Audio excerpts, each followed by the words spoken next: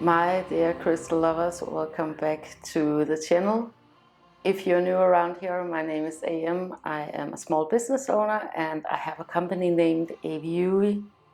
At aviuvi.com you can go and find the most amazing and spectacular and ethically sourced crystals from all over the world, and I will put a link for it in the description below. Today I'm going to talk to you about two things, because number one is that I have a new drop out on Aplakat. That's my other web shop where I specialize in antiques and vintage, primarily here from Scandinavia, and I'll show you the new drop in a little bit. But I also wanted to share with you some new crystals that I got for Anker over the weekend. And I wanted in particular to talk to you a little bit about children and crystals. I don't think I've talked about that here on the channel just yet. The crystals that I got for Anker over the weekend were from a collector, an older retired man who had been collecting a lot of specimens of crystals and stones and rock formations through a number of years. I think that is a really good place to start if you want to get crystals for your kids, or for yourself for that matter. I do buy quite a lot of the crystals that I sell at AVIUVI from collectors, and you can find that under the pre-loved section on the web shop. But these in particular were for Anker. What's so interesting about these collectors is that the ones that I'm talking about here, they're really interested in the geological part of collecting crystals.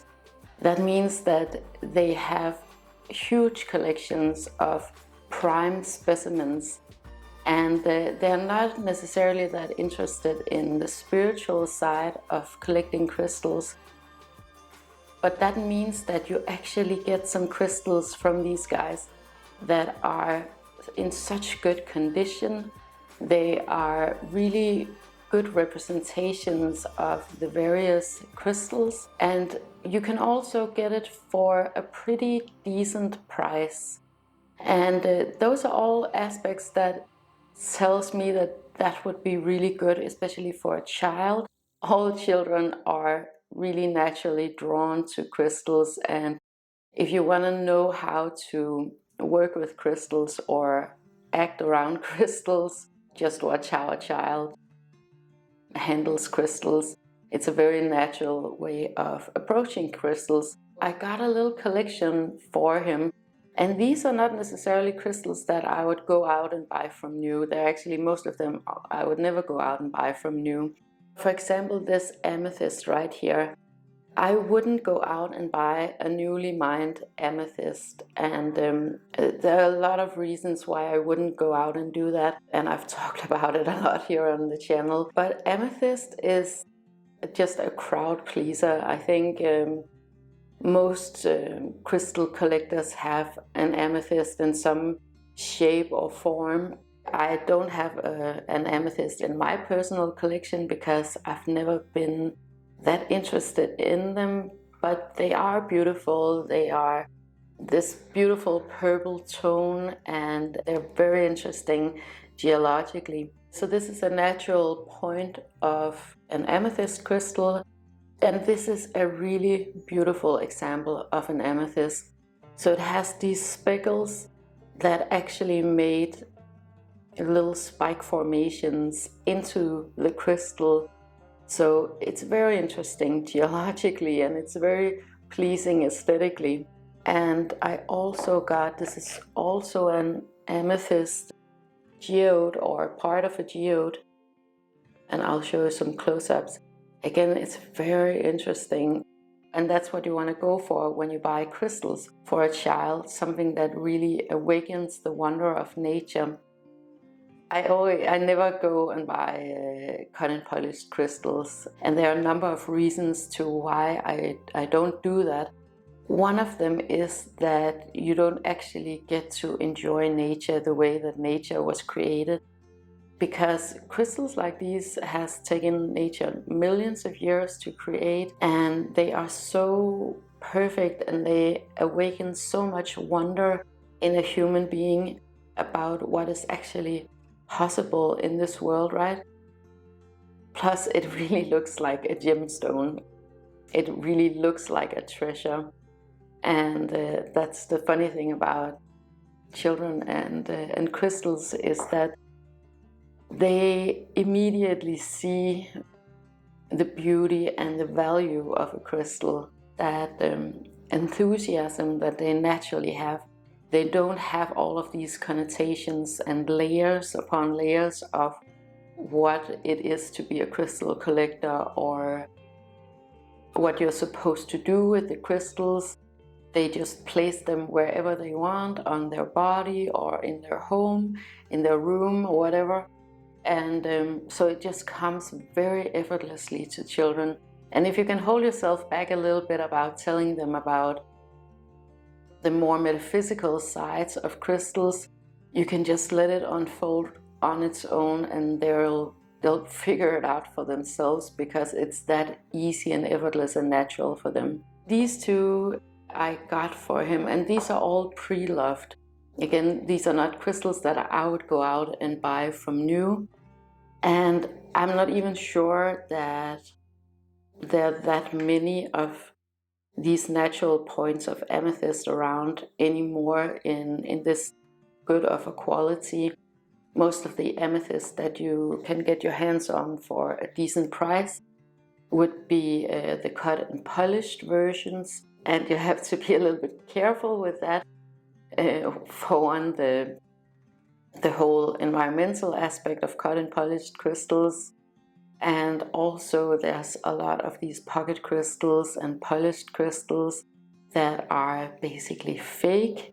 But a crystal like this one you can't fake, because this is how nature created it. I think that's wonderful for children to actually be able to hold and observe a beautiful wonder of nature like this. Then I got this one, and this is an amazonite from Norway. I thought this one was really funny to give him, because here in Denmark or here in the north, nature looks, it's not like the amethyst. It doesn't sparkle as much, and even though we have beautiful nature up here in the north, it's really rare that you would find crystals in a lot of colors or nature in a lot of colors. So this piece of amazonite from Norway was just a really good example of what you actually can find up here in the north. So this was also to give him something that was a little bit more native and local for him. By the way, my son, he is 6 years old, and of course you have to be a little bit careful with giving your kids, especially small children, giving them crystals that they can put in their mouth or swallow.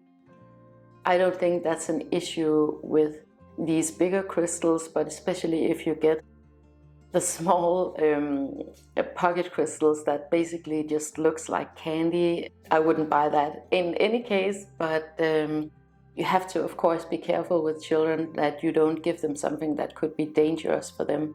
Also, some crystals have toxins in them, so you should do your field research before you go and purchase a crystal for a child. It could also be that they want to play around with them and put them in water and drink the water, or do some experiments with the crystals, and you have to be really mindful of that too, and explain to your child that some crystals are water soluble, so you shouldn't put them in water and you shouldn't drink the water. Other crystals are perfectly safe to do that with. Then I got this little one. This is a sand rose or a desert rose, and this one is water soluble, so this one you definitely should not put in water.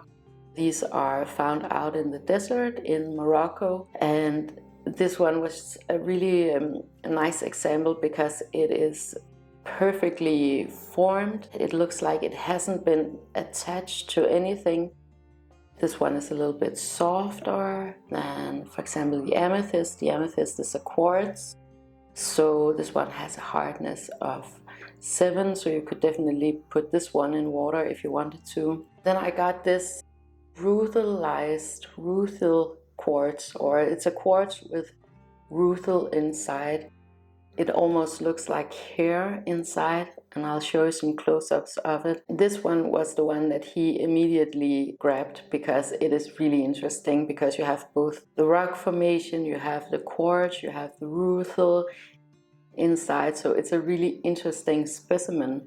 Again, it's a crystal that I wouldn't go out and buy from new, and most of the time you would find this type of crystal as a cut and polished crystal, but this one was so interesting and I just knew that he would love it. It has some really beautiful landscapes inside, and what he really loved about this one actually was that it has these striations on the side. So when he meditates, he does that sometimes, he can sit and run his finger over these striations. That was a really good one too. Then I actually got one for myself, and I'm not 100% sure of what this is. That was why I got it. It is really pretty. It doesn't look like it's been attached to anything. It looks like it had grown freely somehow. This one is not cut or polished either, of course, but it has a really pretty record keeper too. So I think I'm gonna work with this one at some point and figure out what I'm gonna use this one for. So that was the little crystal collection that I got him over the weekend, that I just a few things that I handpicked for him. He already does have quite a few crystals and yeah, other little things that he collects from nature. Whenever I can find crystals like these that are pre-loved, that are in good condition, I just go for it. And now I just happened to stumble upon this elder gentleman who had this huge collection and was selling out of his specimens. Then I immediately just jumped on it. And I want to encourage you guys to do the same thing, because most likely there is someone who has been collecting specimens of various crystals in your neighborhood or in your town or nearby. And it's just a way better way of sourcing crystals, small pocket crystals or little specimens like these, than to go out and buy newly mined and newly produced crystals.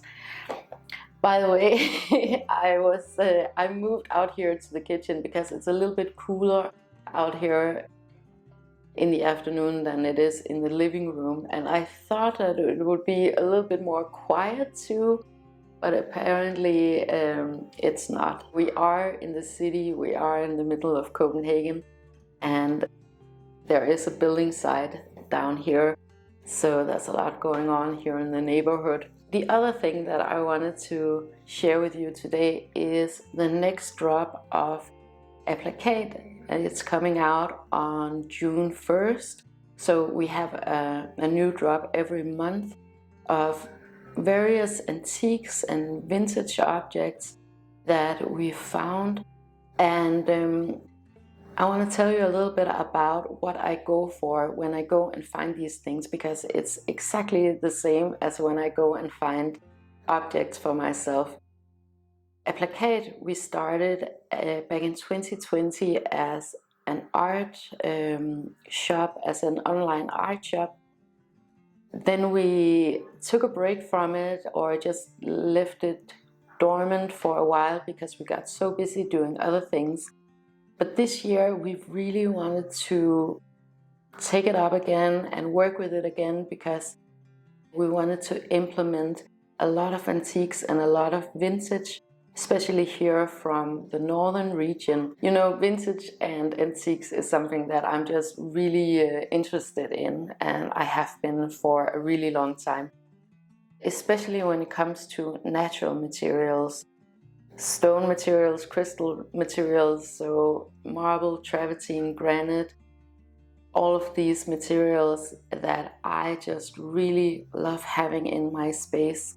And I have it all over the apartment, lots of marble and lots of travertine and as much as I can get my hands on, because I really love having natural materials opposed to plastic materials, artificial materials. We live here in the middle of the city and we have all of this concrete and glass and metals all over, and I feel much more calm, much more harmonious when I have natural materials such as stone materials, but also wood materials. And another thing that I really love about what you can find secondhand here in Denmark is that you can find a lot of craftsmanship, so beautiful handmade objects with a lot of patina and a lot of soul.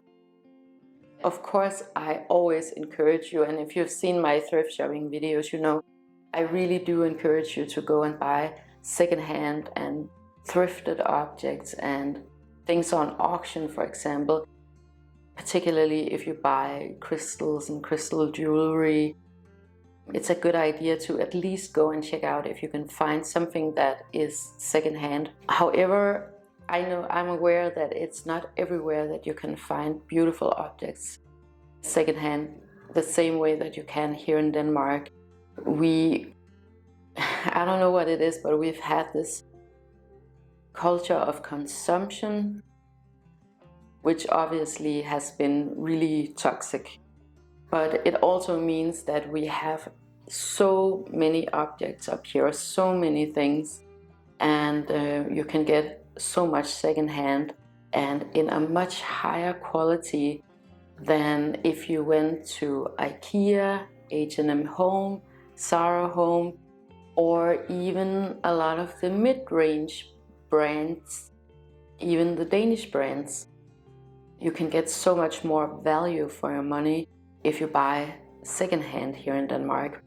And I wanted to share that with you wherever you are, that you can definitely go to Aplakat, my web shop, and I'll leave a link for it in the description. If you want something specific, for example from Scandinavia or from Europe, that is something that you'd be able to find there. Or if you just don't enjoy going to auctions or going to antique stores and looking through everything, I just want to make that really easy for you guys to make the choice to buy something secondhand instead of buying everything from new. One thing that I love in my home is having marble objects.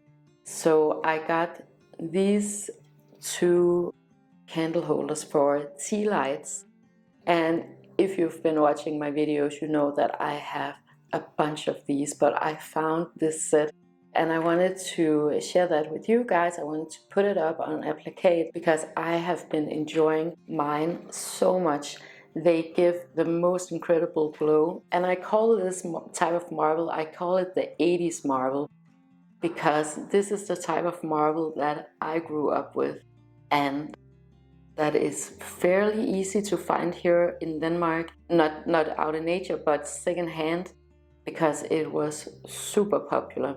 I don't know if it's just me being super nostalgic about this type of marble, but I don't know, I just feel like it is so useful in so many different settings and very, very beautiful. So these will be up on the shop on the 1st. Then I have a few wooden pieces to show you. Wood, of course, is a natural material. It's so nice and tactile to have in your space. So I got these two fantastic candle holders, and they're sold separately. So these are hand-turned, probably made here in Denmark. This one has some initials on the bottom. I have a bunch of these things all around in my house and also in the plant house because they're just very beautiful, very tactile to have. They give a lot of warmth in your space. If you think about comparing this to something that was made out of plastic or metal or glass, then an object like this is just so much more natural to be around, right? Then I also got, let me just move this, these two dark wood hand-turned candle holders. They're really pretty too, and I haven't personally seen anything like this before. But I mean, there's a lot of Danish companies that would make something that looks similar to this to make a dupe of something that's vintage or more traditional, like candle holders like this, and you can get them in all of the big department stores. But personally, I just love having objects that have some more soul, that are more personal, and these are just a great example of that. Then I got this wooden spoon, and I'm not sure what it is with me and wooden spoons, because I just love collecting them. I mean seriously, the patina on this one and the wear and tear is so beautiful. It just adds, I think like I'm a broken record here, but it adds so much personality. I love that over here I have a marble bowl with a lot of old spoons and new spoons, wooden spoons that I use daily for cooking. But I mean seriously, just as a design object, as an interior object, a spoon like this one, you could even put, you know, little crystals in here, use it as a bowl. It's beautiful. I just love this. And I realized that there are actually two spoons on the shop that I haven't shown you in a video yet. So one is this one, and this is a big one that you can actually hang on the wall like this. So it has a little hole here, and this one to stabilize it. Someone did some little artwork right here, and it's so beautifully preserved but old at the same time, and I love it. And then this one, this is an antique shovel that is just filled with holes because it has been eaten by worms over the years. But this is a grain shovel that you would use back in the days to scoop up grains, right? I think these objects are so personal and beautiful, and again, something that you could most definitely have crystals on top of. Personally, I just love having my crystals either in selenite bowls or in wooden bowls or something similar to this, so that it's always resting on a natural surface. Okay, then I got these 3 middle bells, and they're a little bit noisy, so I'll put them down, but I'll show you some close-ups. Oh, they are so beautiful. And this is what I love to collect. Like, I love the natural things, but I also love the cultural things. Bells like these, if you're lucky, you can find some really old ones here in Denmark. I have 2 already on the shop, and then I'm gonna have these 3 together too under the accessories section. So what you can use these for, and what I would use these for, is for example, a wreath on your door. We always have wreaths on our door all year round here in the apartment because we use them for ceremonies. Bells like these are great for ceremonies. If you do something special for solstice or equinoxes or any type of ceremony, even for meditation, having something with a sound is a really beautiful addition to have for any type of ceremony. I think that these old worn bells that have been ringing for years and years and years, who knows where they've been, right? I think there's something really beautiful about that, and connecting with the culture here in Denmark too. Another more cultural thing that I really love is whenever I can get something that's practical, because I am Danish, and I love that when things are a little bit more utilitarian. And I found this amazing crock pot right here. It is so worn and old and handmade, and it's glazed here at the rim here, and it's glazed a little bit on the inside, but it has worn off, and then it's just raw on the outside. This is such a treasure in my opinion, and you can use pots like these for anything. You don't have to use it as a crock pot. You can use it as for spoons, for example, kitchen utensils. You can use it for cords if you have a lot of chargers in your house. We have that too, and we have a crock pot specifically for chargers. Then of course you can also use this for any type of ceremony. Some people, they love when it's a full moon, for example, to write down the things that you want to let go of on on a note, and a new thing that you want to manifest, and then burn it. You can definitely use a crock pot like this one for that purpose, or you could simply use it to put in a beautiful plant, again to celebrate nature. But I'll show you some close-ups of this one. This one has the most beautiful patina I've ever seen in a crock pot, but this one is not for me. It is going up on the shop. And this one, I have no idea how old it is. I can only tell by the wear and tear that my best guess is that this would be antique, because I can see that it has been used quite a lot. And then there's something like these two, and I have these myself already. I actually use mine as planters, but these were really popular in the 60s and 70s here in Denmark. So it's these containers that you can use, you know, again for whatever. You can use it to store herbs or sage, whatever you use in ceremonies, for example. You can also just use it for regular, normal, everyday things. But these are really retro, they're really vintage looking, and I love that they have this color. And I have seen quite a lot of companies who are trying to replicate objects like these, and there's absolutely no need to go and buy these from new.